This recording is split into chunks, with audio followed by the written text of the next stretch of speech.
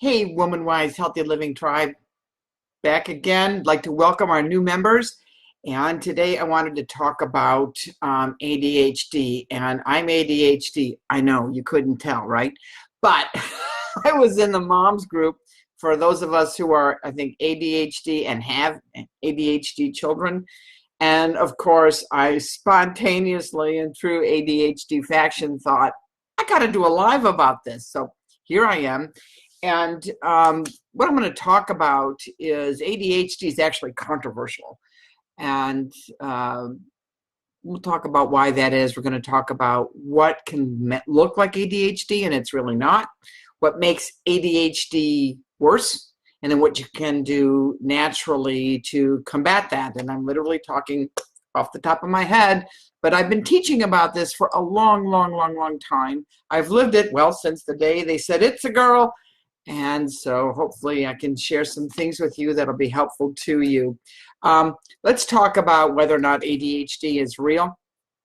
It is. It's a real thing. And I praise God for Dr. Daniel Amen and the brain scans that he's done that actually show a physical difference in the brains of those who are ADHD. And it tends to be here in the frontal lobe where the executive function is. It is not necessarily a disorder of inability to function, but inability to regulate, not function, focus, but an inability to regulate focus. And for a long time, back in the early days in the 50s and 60s, when they started talking about it, it was called hyperkinesis, was the name. And I had a cousin who was hyperkinetic and could literally run into a wall and not feel it. And it was very frustrating for his parents. And so you had to get extreme before you hit on the radar. The other thing was girls didn't have it. We were just spacey, chatty Cathys. We could do the work when we wanted to, but, they had a hard time paying attention. And if you were like me, because I was so bored in class, I'd constantly raise my hands to answer questions. It was the only way. It was like, I'm sorry, I'm here to survive. We talked too much, had participation problems, and sometimes had a hard time getting along with others. And if we would only do ABC, we'd be fixed. And so fortunately now more kids are getting diagnosed earlier. It's still considered relatively rare, but there are some things in modern lifestyle that make people act like they're ADHD and they're not. So let's talk about that first. I also want to talk about the overmedication of ADHD and kids who really just need recess and are getting drugs, all right? The drugs that they use for ADHD are stimulants, and in a true ADHD brain, the stimulant actually works to help calm and focus. In the non-ADHD brain, it's speed, because that's what it is. So, which is why they're controlled substances and you get into addiction models and things like that. There are, let's talk about the fake ADHD. And those are kids that are not ADHD. And I'm probably going to offend some of the people in this group. I do not mean to, but conventional education, when you force kids to sit all day from kindergarten for large chunks of time when they're young, and you don't give them unstructured recess, and they go all day. Some kids get anxious in school and they don't use the bathroom all day, right? These are kids who are they're just antsy, all right? Safety tip number one, little kids are supposed to run around a lot, outside, okay? They're supposed to play. They're supposed to use their imagination. When they get bored, they're supposed to find solutions to being bored for themselves. It's how they teach their brains. It's how they teach themselves to grow and mature and develop skills and problem solve, all right? So absolutely, and there was a horrible article in the New York Times in around 2013. I remember it because I was working on something and having to do some research.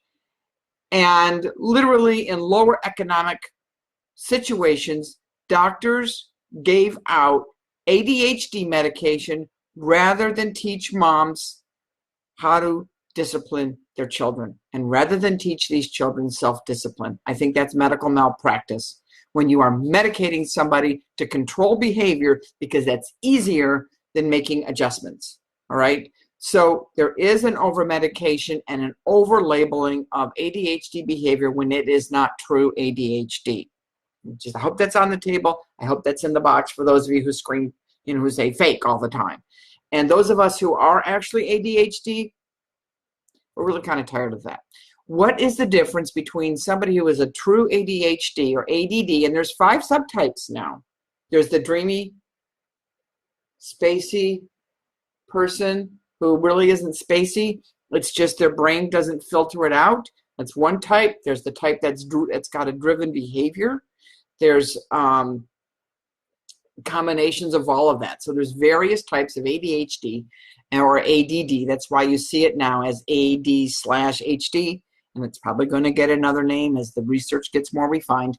But what is going on is that you see a drivenness to it. It's again about degree and frequency. So if you have a child who's acting all antsy and they can't focus and settle down, and they're, say, like a 5-year-old boy, and you let them go play outside and run around and then they can focus, you're not looking at ADHD. You're looking at a 5-year-old boy, all right? So let them go be a 5-year-old boy and dig in the dirt and play war and do whatever 5-year-old boys, I've had 3 of them myself, love to do, all right? Let them go play fight. Let them get that out, all right? That's how you work with that. Some kids, and we've seen this, and I've got samples, and I think I've uploaded the samples of the writing. If not, remind me, and I'll do that. But there are some children that are chemically sensitive, and especially in school environments, because that's a really concentrated place, so that's where you really see it more. Well, let me tell you a story. We had one family, and the child was absolutely out of control, bouncing off of walls, jumping on kitchen counters, knocking everything off onto the floor, could not color, could not read stories, could not sit still. They had to have 2 adults in the home at all times to help control this child's behavior. So you can imagine what that did to the family life and to the marriage. It was extremely difficult.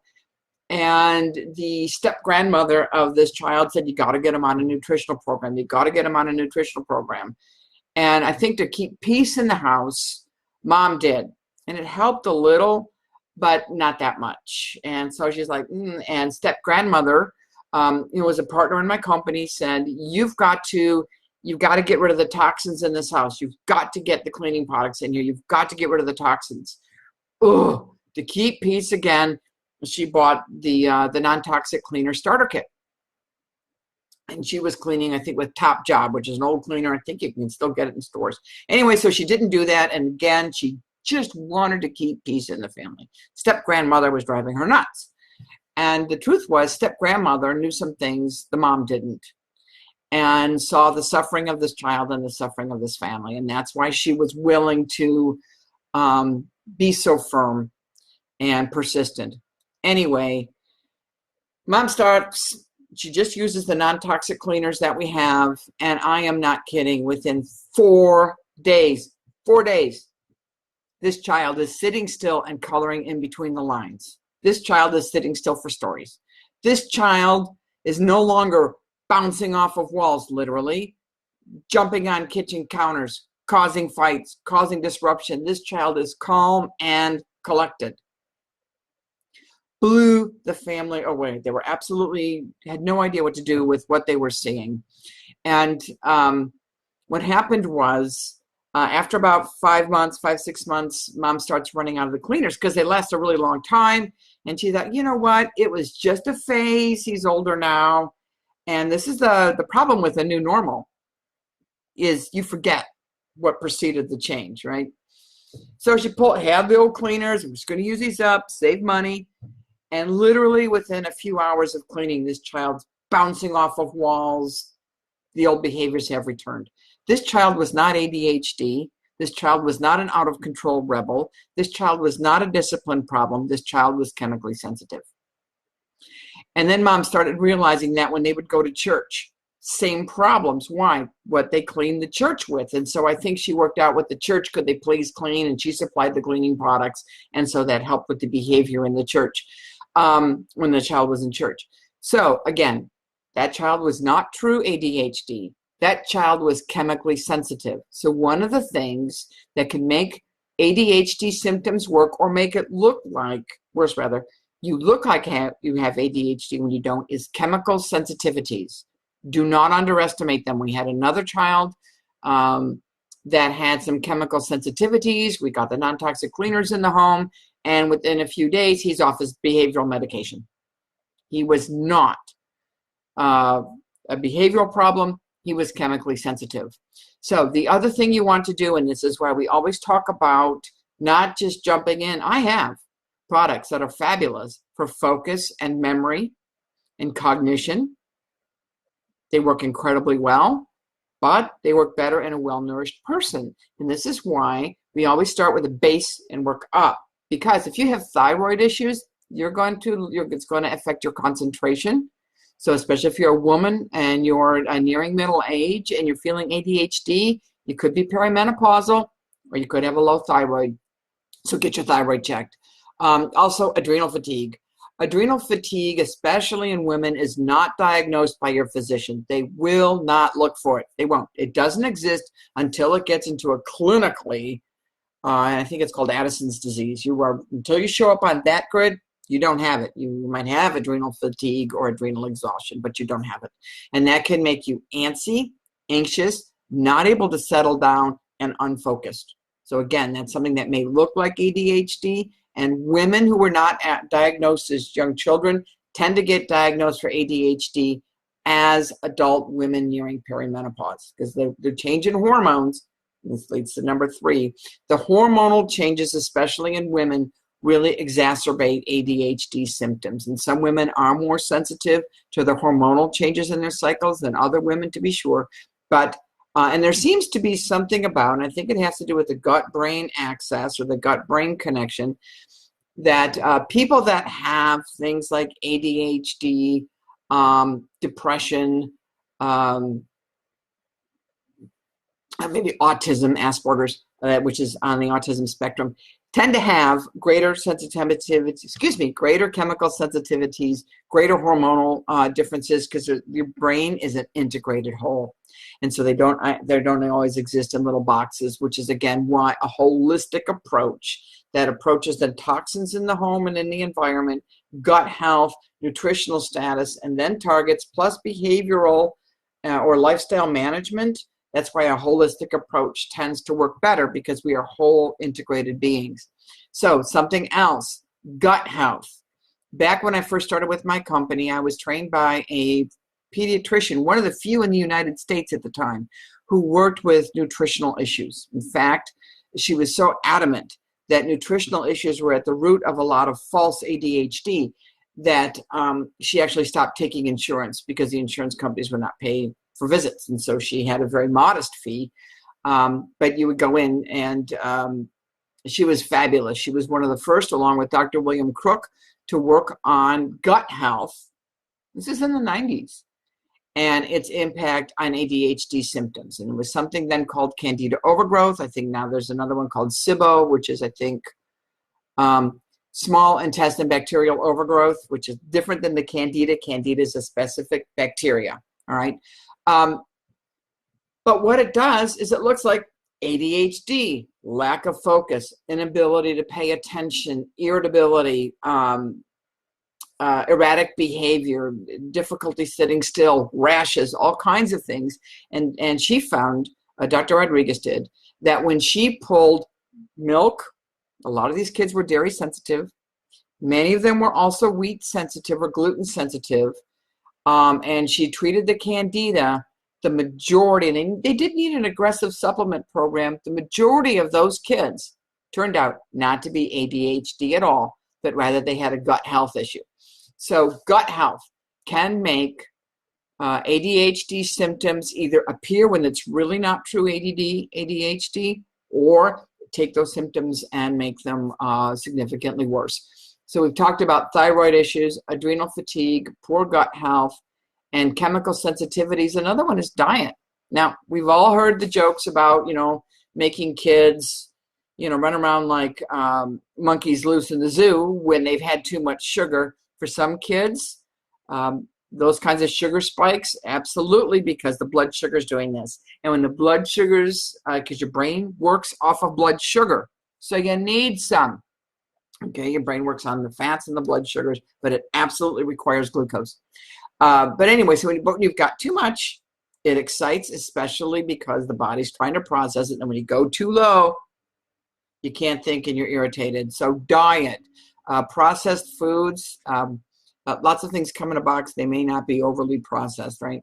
But so I'm hesitant to use like super simple things. But whole, clean foods, few ingredients in your foods. And now you're seeing some foods that you can buy in the store that have very few ingredients and about as natural as you can get without actually having made it in the kitchen that day. But definitely some kids are sensitive to the artificial colors. There's a huge array of artificial colors and artificial ingredients and the sugar levels in foods, plus the super refined foods. Our foods are very refined.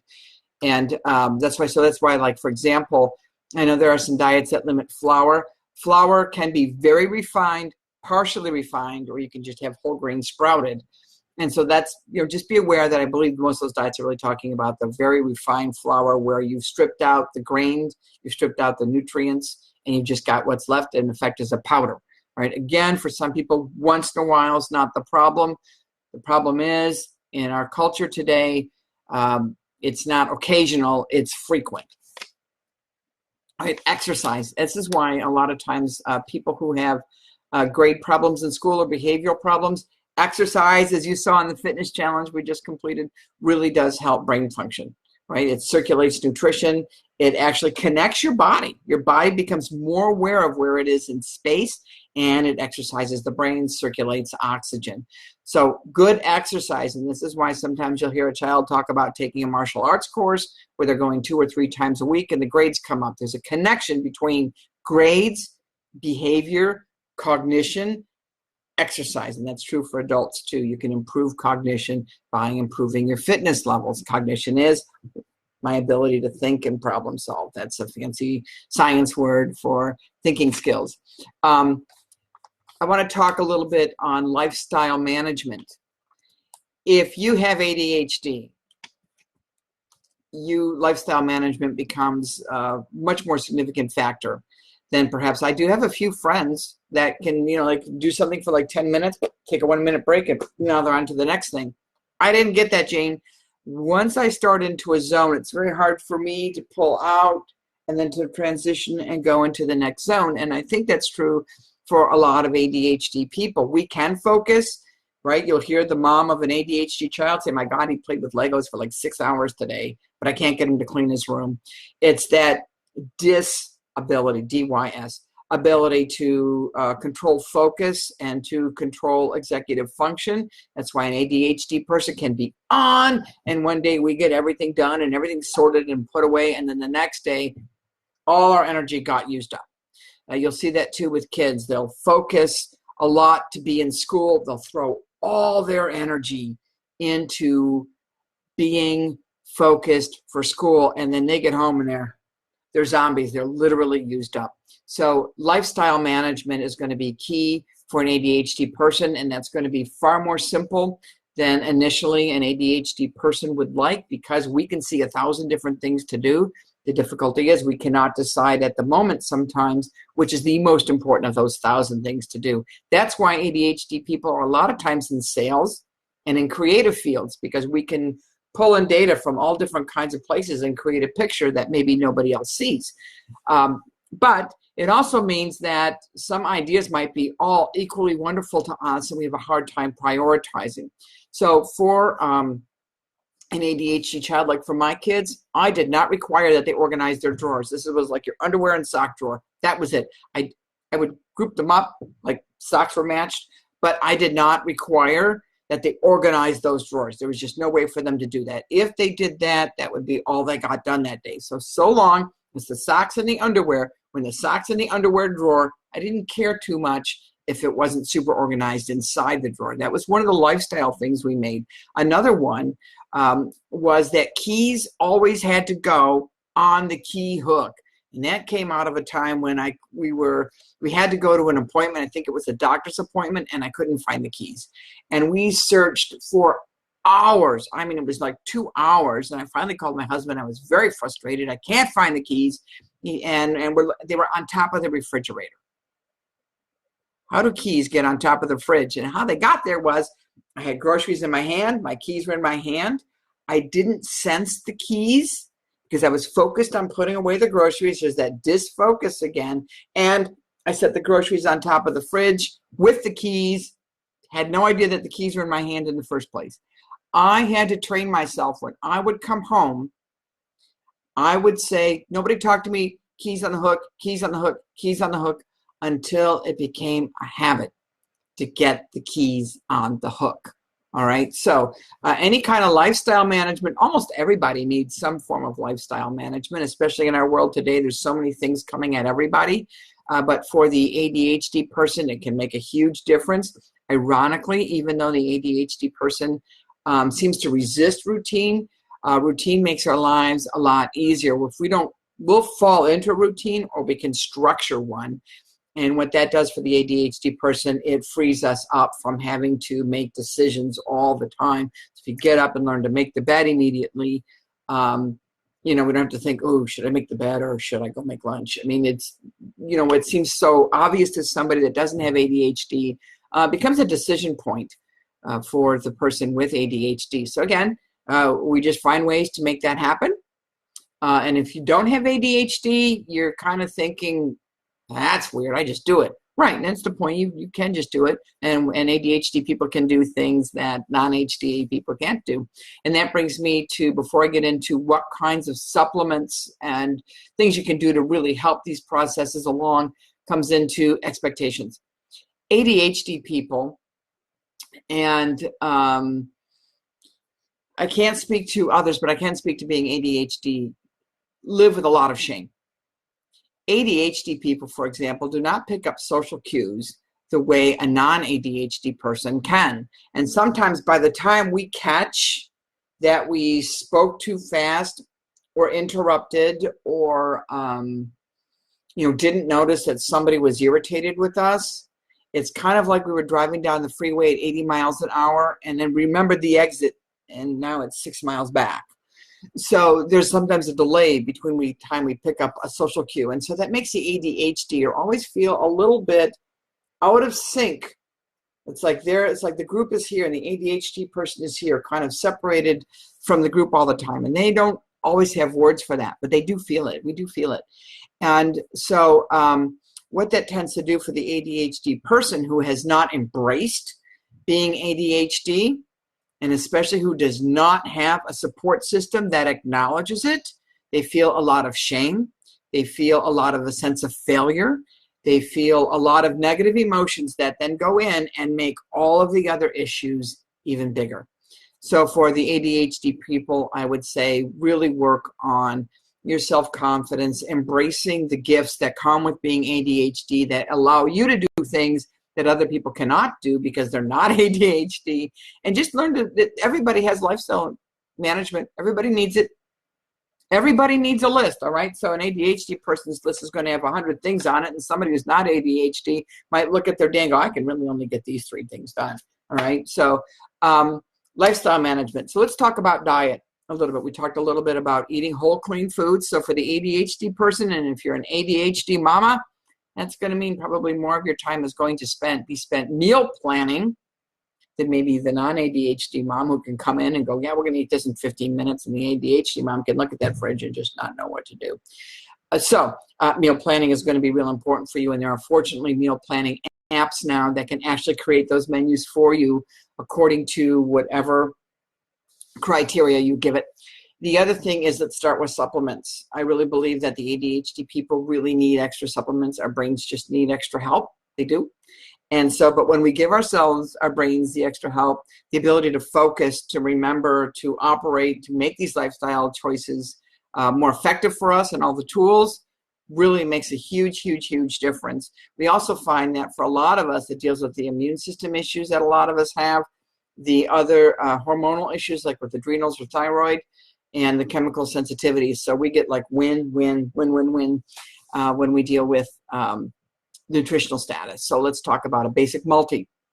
Our company makes a fabulous multi. It's got a good amount of B complex in it. It's got a good amount of calcium, actually a huge amount of calcium for a multi, and a lot of very important trace minerals. And what those trace minerals do is they turn on the other enzyme functions in the body.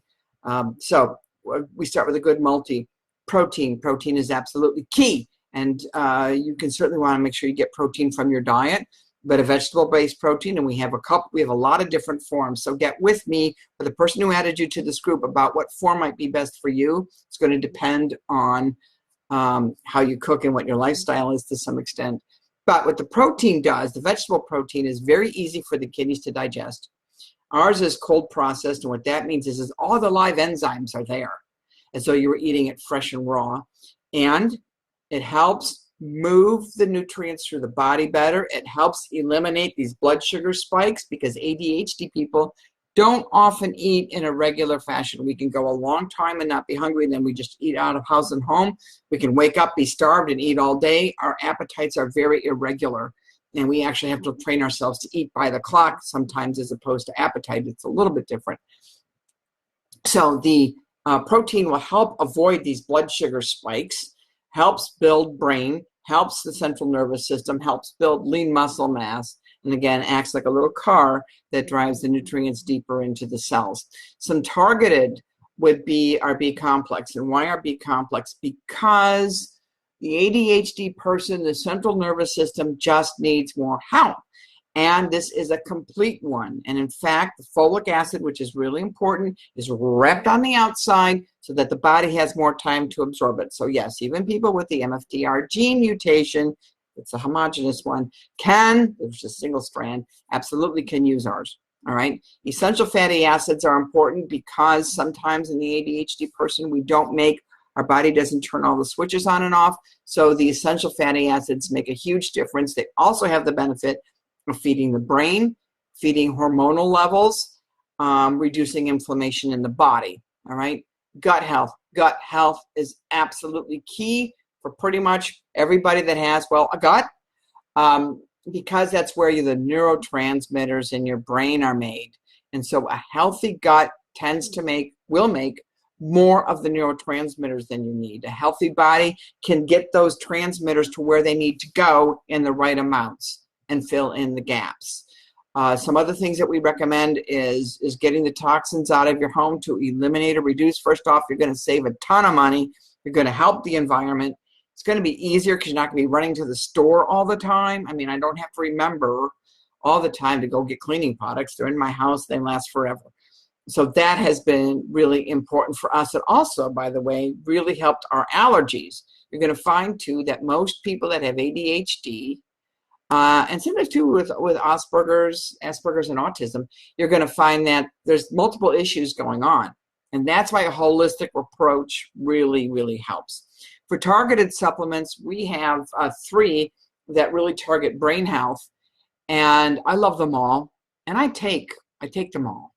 And I found that because they work on different parts of the brain, they work on different switches. All right. There is no one food that does all the switches you need. There's no one supplement that does all the switches you need. That's an allopathic or traditional medical model. In a medical model, you have this problem, we do this surgery. You have this problem, we give you this prescription. Problem pill. That's the allopathic model. A holistic model is more of a lifestyle model. And that's why people will, for example, when I started with this company, I took the products largely because I was in the business. My doctor told me my allergies were impossible. Didn't really know much about ADHD. Didn't really know that I was. I was just a space cadet who talked too fast. And within 6 weeks, I was off all my allergy medication that I'd been on since I was 8 years old. So I had been on allergy meds for, at that time, I think about 26 years, about maybe 25 years.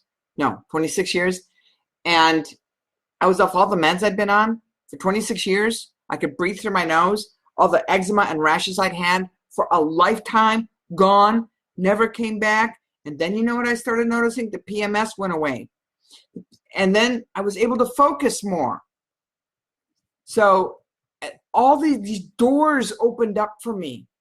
that would never have opened otherwise. I really don't believe it. I really don't believe they would have opened any other way. So get with me or get with the person who added you to this group and ask. We can help. The extent of the help we can give you is going to depend person to person based on what you do, but we are here to help. It's made a huge difference. The brain supplements I just mentioned, oh my gosh, especially as I got older, I thought I was getting into early Alzheimer's. And because I couldn't remember like how to get to places that I'd known all my life. And what that was going through another hormonal change as a woman, and my brain just went, I'm out. So, and I was working in a very time sensitive. I was writing press releases and responding to news deadlines, and live blogging for one of the clients that I had. And so it was very required that I be like this. And that brain supplement absolutely made all the difference, gave me my brain back, and but better, my brain but better. And I take it every day. So I guess that wraps up. I went 30 minutes. I know it's a bit long, but I hope that was really, really, really helpful to you on what you can do for ADHD, what it is, what it's not. And, you know, I hope that you add somebody to the group or share this video with them. They have to be in the group. This video can't be shared directly from the group. Add them to the group with their permission and tag them in this video. You could really encourage somebody who thinks he or she is losing their mind. You could really make a huge, huge difference and maybe change a life, because what we did in this company changed the life of myself and my family. And we have a completely different life now than we would have otherwise. Thank you for letting me share that. I hope this was a benefit to you. God bless you guys. Stay healthy and take your vitamins.